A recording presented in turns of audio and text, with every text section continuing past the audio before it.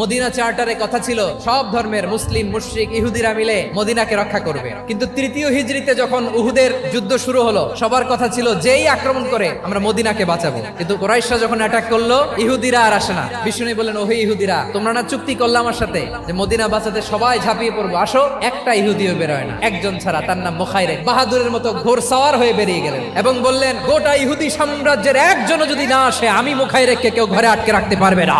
বেরিয়ে আসলেন, এসে বললেন, আমি মুহাম্মদের পক্ষে যুদ্ধ করব। আমি মারা গেলে আমার সম্পদ আমার উত্তরাধিকারীরা পাবে না, আমার সম্পদ তোমরা মুহাম্মদকে দিয়ে দিবা। সুবহানাল্লাহ বলেন। উহুদের ময়দানে 70 জন মুসলমান শহীদ হলো। এই ইহুদি, সেও মুসলমানের পক্ষে যুদ্ধ করে নিহত হলো। মুসলিমদের লাশের পাশে মুখাইরিকের লাশ দেখে বিশ্বনবী মুখাইরিকের প্রতি অনেক খুশি হলেন। আর বিশ্বনবী খুশি হয়ে বললেন, মুখাইরিক, যদিও তুমি ইহুদি, তারপরে তুমি সব ইহুদিদের মধ্যে সেরা ইহুদি। পড়েন সুবহানাল্লাহ।